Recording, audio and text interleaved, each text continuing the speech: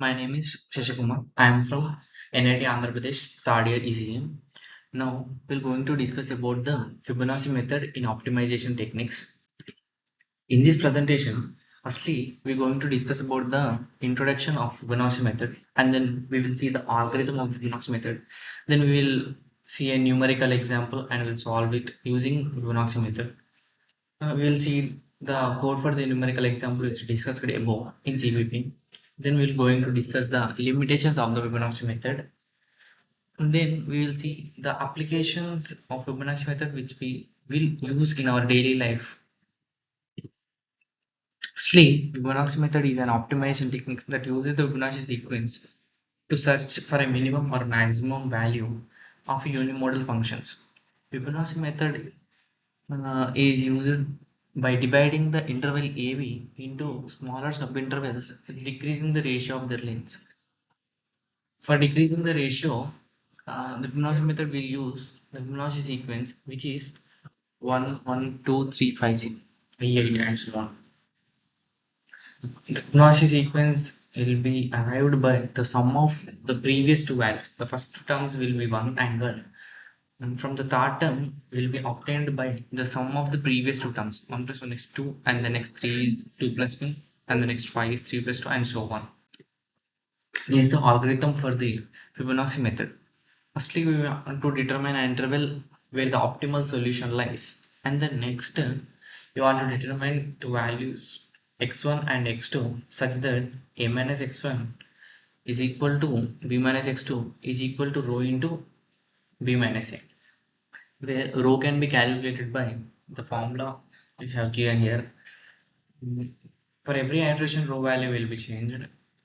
For the first iteration, we can calculate the x1 and x2 values using the formula a plus rho into b minus a, and x2 is equals to a plus b minus x1.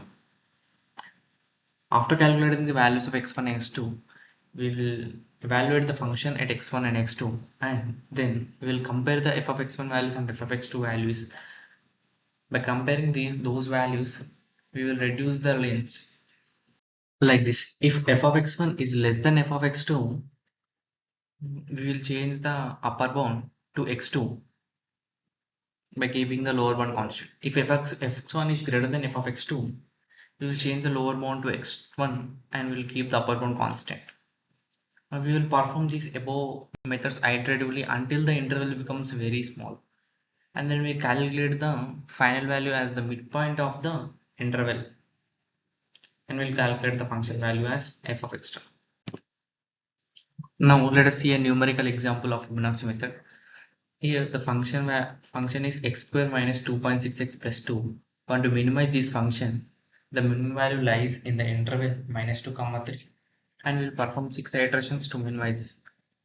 In the first iterations, we will calculate the rho value by using the formula 1 minus f of n minus k by f of n minus k plus 1.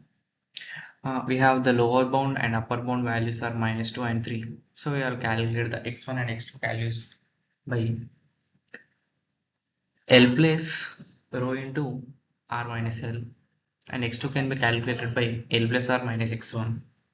Then we'll calculate the f of x1 values and f of x2 values by substituting the x1 values and x2 values in the function x square minus 2.6x plus 2. We will get these values. By comparing these two values, we will decrease the interval. Here f of x1 is greater than f of x2, so we'll change the lower bound to x1 as we see, and we'll change the x1 to x2 so that we can so that there is no need to calculate the f of x1 value again as we calculated in our earlier iterations. Now here if we see the f of x1 is less than f of x2, so we will change the upper bound value to x2, and we will do these iterations so on up to 6th iteration. After the 6th iteration, we will get the lower bound values and upper bound values as 1.0769 and 1.4616. We will get the optimal value by the midpoint of these two values. As we can see, x belongs to 1.0769 and 1.4616. So our optimal point will be midpoint of these two values, and that is 1.26925. So the minimum value becomes f of x star, which is 0.31094. So here we can see the graph of the above function.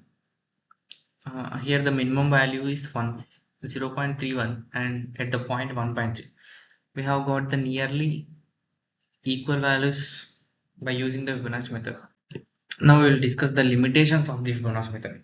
As we can see, to calculate the Fibonacci method, you want to know the interval of uncertainty where the optimal value lies in the beginning, and the function has to be unimodal function. And we can see in the previous example the exact optimal value cannot be located in this method, as the value can be the midpoint of the interval, and this method is only applicable for unimodal functions. It is not applicable for non-unimodal functions. These are the reduction ratios. As the number of iterations goes on increases, our reduction ratios will goes on decreases, as we see here. This is the code for the above example we have discussed earlier. See, we have defined the function value as x square minus 2.6x plus 2. In the main function, we have defined the lower bound value and the upper bound value, and we will use up to 6 iterations.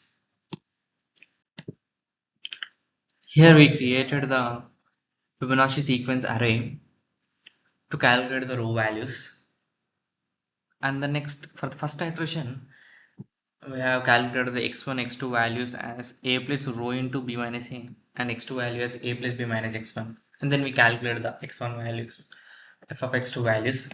From the second iteration, we'll compare the f of x1 values and f of x2 values. The next, we're going to decrease the interval of the AB, as f of f1 is less than f of 2. So we'll change the upper bound to x2, and we'll calculate the f of x1 values and f of x2 values again, and x1 x2 values again. Else, if f of x1 is greater than f of x2, we will change the lower bound, and then we will calculate the x1 x2 values and f1 f2 values, and we'll goes on compare those f of x1 and f of x2 values, and we'll goes on decrease the length of the interval until 6 iterations. After 6 iterations, you can see the optimal point as the midpoint of the x1 plus and x2, and then we will get the optimal value, as we see here. Now we will going to discuss about the applications of Fibonacci method, where we use the Fibonacci method in our real life. Use these Fibonacci method in financial modeling, manufacturing, computer networking, image processing, and robotics. In financial modeling, we use this Fibonacci method to optimize the invest portfolios. Here, our objective is to maximize the returns and minimize the risks. In manufacturing, we will use to minimize the time and cost, and maximize the product quality. In computer network, we want to minimize the network congestion and maximize the data throughput. In image processing, we want to minimize the errors in the image classification, and we want to maximize the accuracy. And also in robotics, we want to minimize the energy consumption and maximize task performance. To perform these tasks, to find the minimum and maximum values, we can use the Fibonacci method in these applications. So now we are going to see an example of computer network solved by the Fibonacci method. In computer networks, Fibonacci method is useful to optimize the network routing. Here our goal is to find the best path for data packets to travel through the network to the destination, and we want to minimize the network congestion and maximizing the data throughput in the path. So what is meant by data congestion and data throughput? Data congestion refers to the traffic on a network. So if the traffic on a network increases the network capacity, it will cause to delays, and it will decrease the data which is transformed from source to destination. Latency is just a time delay between the source and destination. The data sent from source to the destination, there will be time delay. The time delay is known as latency. Basically, it is usually measured in milliseconds. Data throughput is also known as data transfer rate. It is the amount of data that can be transferred from the source to the destination in a given time period. Usually, it is measured in bits per second or bytes per second. So now we will see a problem of computer networks and we will solve it using Fibonacci method. Here suppose we have 10 nodes. Nodes means here we will refer to the routers for Wi-Fi, sending Wi-Fi network. So we have 10 nodes or routers, so which are connected in adjacent nodes with a link. The bandwidth of each link is 1 GB per second, so it can transfer up to 1 GB per second, and the latency is 10 milliseconds. There is a time delay of 10 milliseconds while the data is transferred from the source to the destination.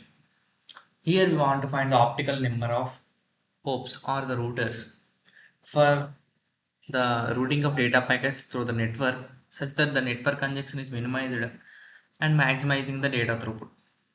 So to solve this problem using the Fibonacci method, we want to know a objective function and then we will minimize or maximize the objective function. So here we will make the objective function as T of n minus C of n, where C of n is our data throughput for n hops or n routers and C of n is the network congestion for n hops. T of n can be written as bandwidth for n minus 1 into 1 minus latency. And C of can be written as n into 1 minus latency by latency. So this is the CPP code to solve the above problem in Fibonacci method. Firstly, we will define the bandwidth and latency. As we see in the above statement, the bandwidth is given as 1 GB per second and the latency is 10 milliseconds.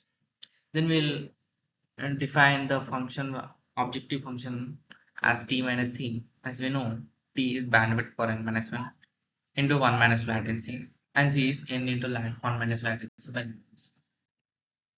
So here we will define the Fibonacci sequence and we know the first two terms of Fibonacci sequence is 1 and else the other Fibonacci numbers are determined by the sum of the previous two Fibonacci numbers, Fibonacci of n minus 1 and Fibonacci of n minus 2.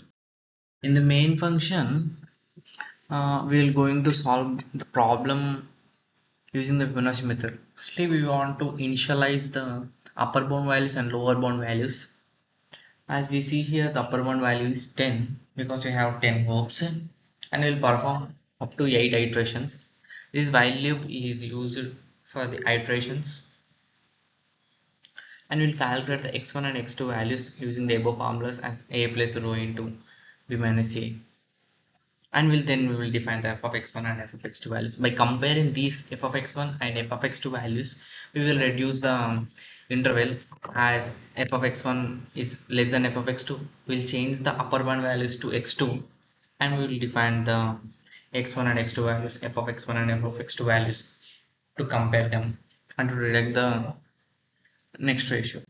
If f of x1 is greater than f of x2, we'll change the lower bound to x1 and x1 to x2 so that f of x1 becomes the f of x2 of previous iteration, and then we'll determine x2 as a plus b minus x1 and f of x2 is by substituting the x2 value in the function.